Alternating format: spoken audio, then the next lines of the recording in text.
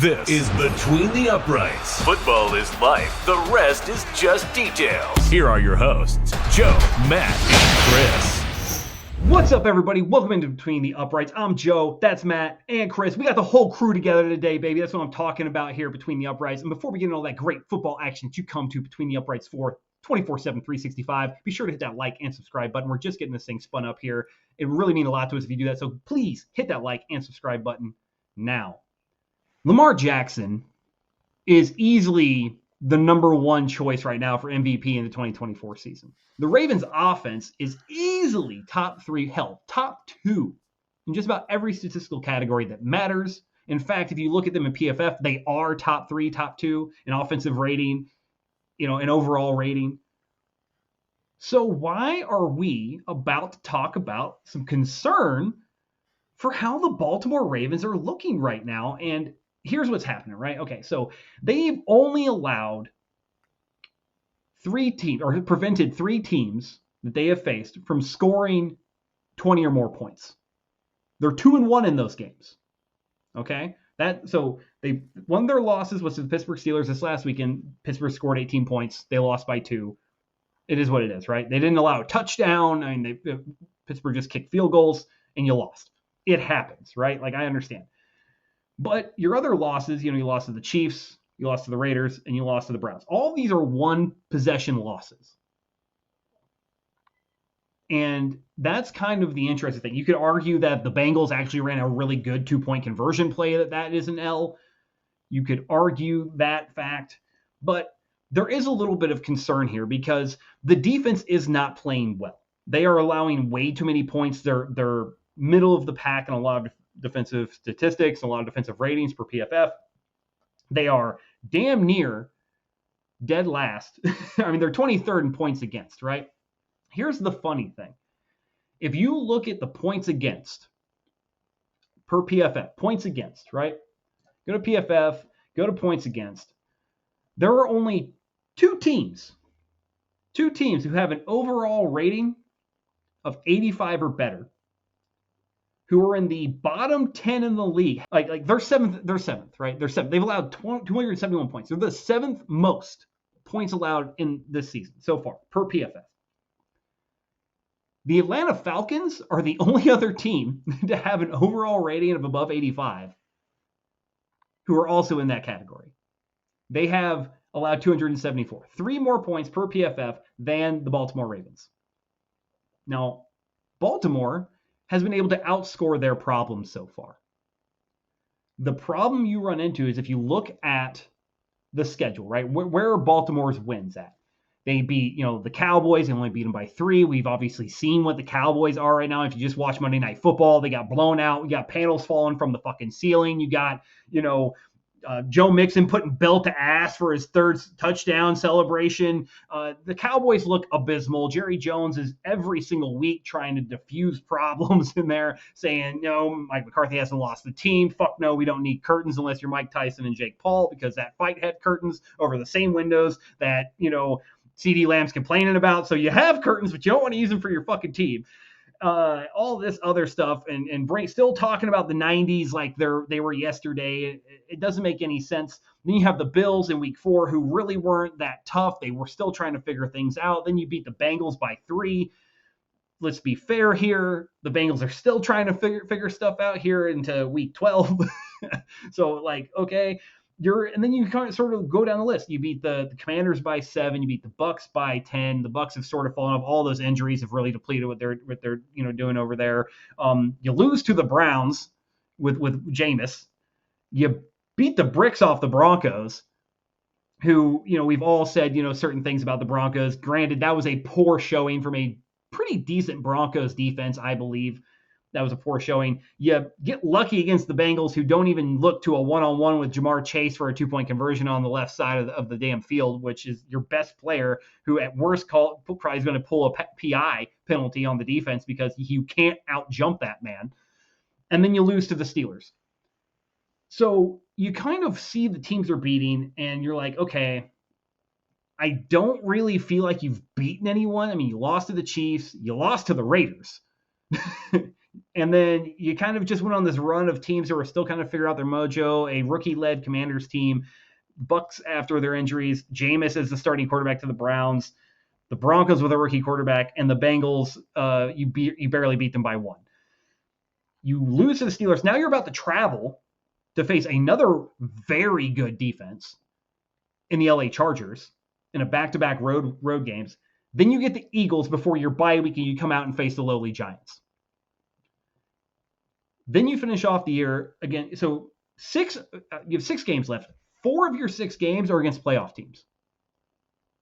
I would also, and just to clarify that, 3 of your 6 are against division leaders who are also playoff teams. Like they're leading their division. And you're going to play, it's a 50-50 split. 50 on the road, 50 at home.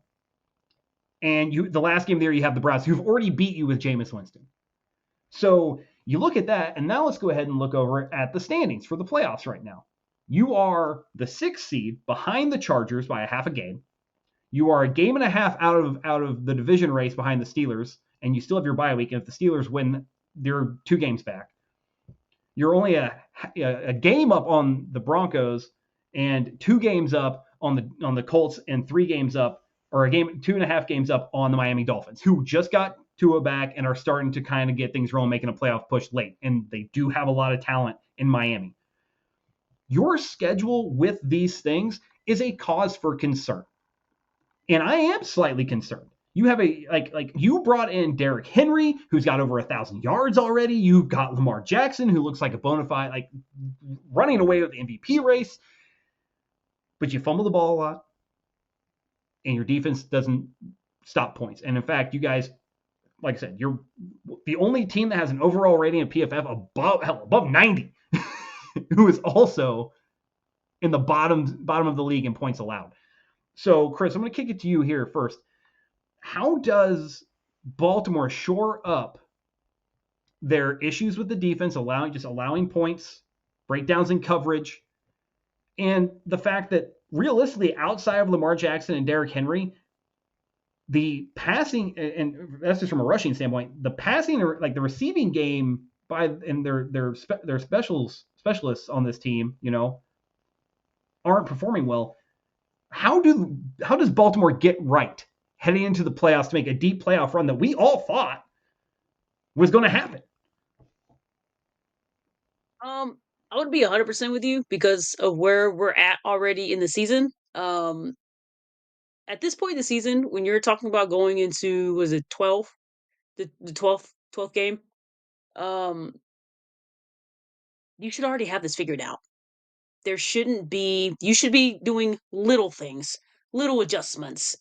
I'm pretty sure I heard Tom say it over the weekend. Pretty much the same thing. At this point in time, where we're at in the season, you should be basically just filing things down, getting little adjustments ready to basically try to finish out, in a high way towards the end of the season. So your concern about the Baltimore Ravens is extremely concerning for me. Um, Especially with what the rest of their schedule looks like, because we might not even just be looking at, oh, they're number 6 and they're going to be in a wild card, right? It's more so of, are you possibly going to get knocked out of even going to the playoffs at this point? And then we're talking about a completely different conversation at that point. It's because of how much they put in to build up this roster and where they're at. I feel very similar to how we felt towards maybe 3rd, 4th game after the Jets. After all the buildup, after everything that was put in, where you're standing at. And to your credit, some of their wins could have easily been losses. And then again, we're looking at a completely different conversation. Yes, you have Lamar Jackson. Absolutely. I'm not gonna lie to you. I'm not really up there as far as putting him the runaway for the MVP. I'm not there. There's somebody else on my list that I think has properly earned it. But between Lamar Jackson and you got your other big high roller in your running back, um, But from that point, and it's something that I've noticed, and I'm sure you guys have noticed as well throughout probably the last 4 or 5 weeks, is what are you outside of your running game? That is their bread and butter. And I think a lot of teams are figuring that out. And I'm not saying by any means that Lamar Jackson is a terrible quarterback by any stance, but it has been warranted to say and to notice in the last couple years that while yes, he does have he does a deep ball, absolutely. But when you start talking about the intermediates and the intermediate throws, and then you're looking at his wide receivers, your top wide receiver has what 700 yards, right? And don't get me wrong, he's high up for the standings, and it's only in his second year. But if you go and look at how many he's actually pulling in, he may get two or three a game. Which, if you're looking, that's your number one wide receiver, and that's going to be, your bread and butter for a majority of this man's time there. It should be more. Your number one receiver should be getting more than 2 or 3 balls. That to me is insane, and it's not that hard for other even middle of the road packs type of defenses to look at and be like, if we can shut down that running game and put it all on Lamar Jackson, all on him to throw that ball, we have a better shot at winning. And I feel like that's probably going to be their biggest issue. And if they don't get their defense is already an issue. I don't think that's going to change for the remainder of the season, to be honest. I think that just is what it is at this point. They are bottom level. That's why Lamar has to do so much because his defense just isn't doing anything for him. So it's not hard if you have a good team, if you have a middle of the pack offense, it's not that hard to run against them. It's not that hard to throw against them. So if you're putting everything on your quarterback, I feel like there is a really good chance we might not even see them in the playoffs. So to answer your question, I don't think anybody knows how to fix that unless their wide receivers show up and Lamar is able to do the middle of the pack type of throws, not always down, doing the deep balls. That's not going to do it, especially not going into the playoffs against these teams like the Chargers who are just balling right now and who are getting on their strides when they should be, which is where the Ravens should be at this point in the season.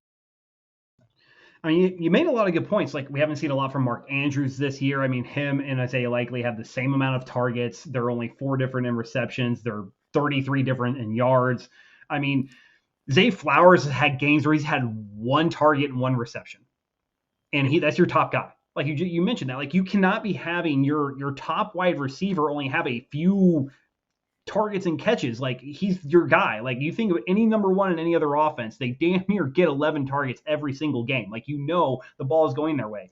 And we saw what the Pittsburgh Steelers did this Sunday. They limited Derrick Henry. And as they limited Derrick Henry, they ensured that game rested on Lamar Jackson. And as we have seen in the playoffs, when it is push comes to shove and he's got to do something, that's what has always separated Lamar Jackson from Patrick Mahomes, from Josh Allen, from Joe Burrow. These guys that when they get a playoff run, they make plays. And when it's crunch time, they make plays. Don't get me wrong. That Bengals game, when he needed to make a throw, I don't know what he apparently to get like a touch pass, Lamar has to leave the ground. It's like a free throw, or like he's got a jump shot for it. I don't know what that is. It's weird, but it works for him. Okay, he gets it over the people. Like, I like him to be able to like do that, without putting his body in the air, because anything can happen. You can come down and roll an ankle. It scares the hell out of me. And it probably scares the hell out of Baltimore's GM too. They're like, oh Jesus, please God, don't roll an ankle. But you look at the numbers, and the numbers aren't bad. I mean, Zay Flowers averages 14 yards a reception. They have 25 passing touchdowns. They have, 15 rushing touchdowns. They have 40 total touchdowns as an offense. So they can score. But as we saw, when you go up against a top 3 defense like Pittsburgh, and what we might see this coming week when they go up against the Chargers, another top defense that can stop the run, that can make this team one-dimensional, and you have to rely on Lamar Jackson's arm, that's when you see this team sort of regress a little bit. And it's sort of been the whole thing every time. You think back, every time that Lamar Jackson has been forced to throw an exorbitant amount of times in a game, they usually don't go well for the Ravens. So, Matt, I'm going to kick it to you here. I know me and you have not always seen eye to eye on this man, on Lamar Jackson. We've not always seen eye to eye on the Ravens. I have a feeling we're not going to see eye to eye on this topic because God forbid that you and I can agree on more than one fucking thing a week. So, Matt, are the Ravens in a bit of a pickle right now? And is there a way out of it that you could see them making a deep playoff run if they keep giving up points at this clip? So here's my thing on the Ravens. Before the season, I didn't have them winning the division. I picked the Bengals, but we're going to speed right past that. I obviously got that one wrong, but I didn't have them winning the division. I wasn't a big believer in this team preseason because of all the changes that they had on their roster. They had so many guys leaving free agency on that defense. They had their defensive coordinator, Mike McDonald, go take the head coaching job in Seattle. And then they bring in Derrick Henry, which I loved. I loved them bringing in Derrick Henry. Obviously, it was a great move. He's already got 1,100 yards. He's the king for a reason. He's Derrick freaking Henry. The guy's a monster, right? But my problem with the Ravens, I was thinking about an analogy for it while you guys were talking. And the first one I came up with is they're the little guy at the gym who wears the bro tank, right? It's like, dude, know your role. Know your role, man. You don't know. You clearly don't know who you are, right?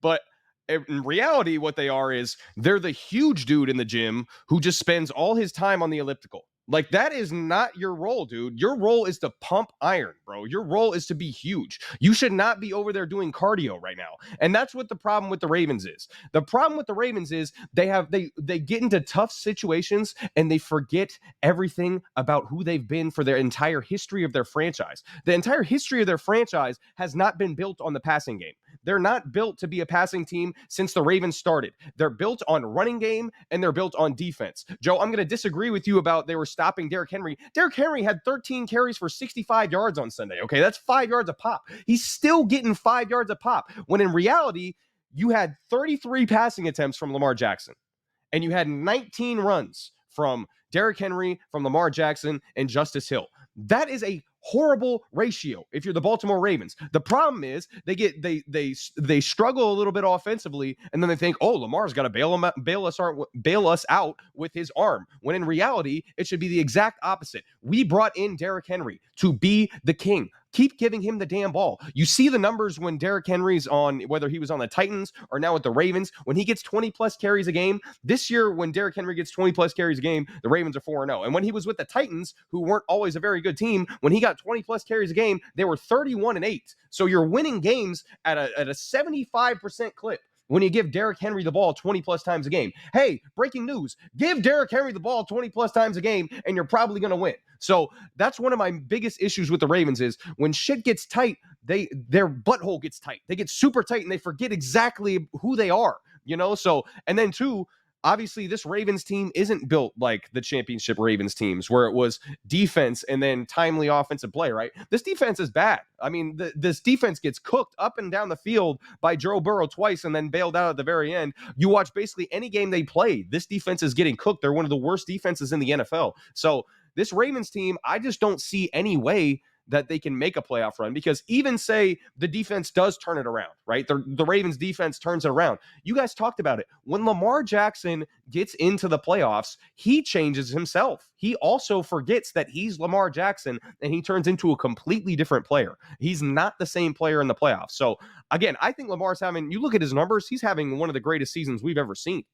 Like his numbers are spectacular, especially throwing the football. You can see the improvements he's made throwing the football. But when it comes down time in the playoffs, like you really think I have a chance in hell of picking this Baltimore Ravens team to beat the Kansas City Chiefs after what I've seen from the Chiefs in recent years. And even this year, the Chiefs haven't looked that impressive. But again, they didn't look that impressive last year. And all they did was win the Super Bowl again. So you think I'm going to trust the Baltimore Ravens against the Kansas City Chiefs? You think I'm going to trust the Baltimore Ravens against the Buffalo Bills after I saw the Buffalo Bills beat them by about 40 points on Sunday Night Football? Like, no, there's no way in hell. So, I mean, I think they're going to make the playoffs. I still think they're going to be there. I think they'll be in the wild card round. I think they're going to be a wild card team. I think Pittsburgh's got that division now just based on how things have gone. But Baltimore is in a really, really weird spot because, again, they forget who they are. They're the big dude who gets on the elliptical, and you should be in there and you should be squatting 500 pounds and benching 400 pounds. But instead, you're in there on the elliptical doing all your little pretty shit. So I think the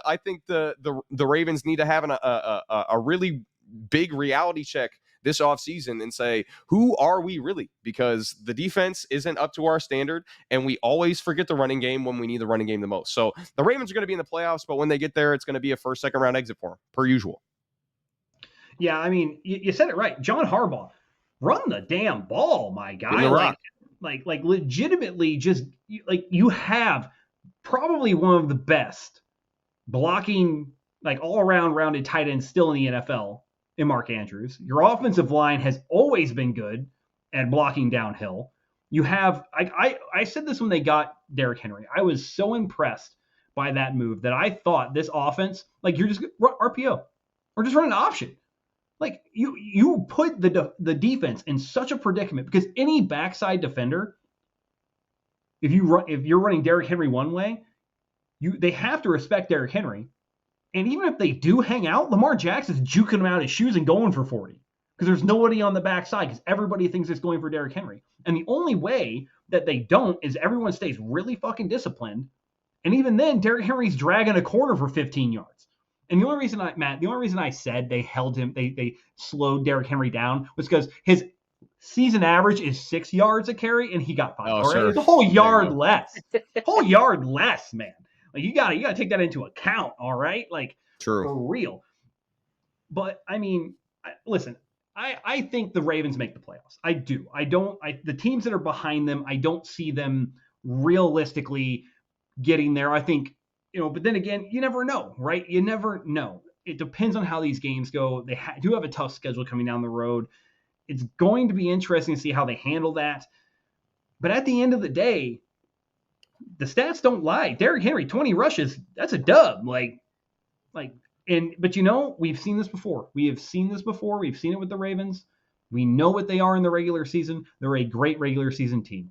And we did a video on this. I did a video on this where I talked about Lamar Jackson. Regular season and playoffs. Playoffs, you know who he is? He's Tony Romo. The numbers are identical. Like right now, they're identical. 6 games, there's fucking this much difference. They are identical. And you know what Tony Romo never did? Tony Romo never won either. This has been Between the Uprights. Football is life. The rest is just details.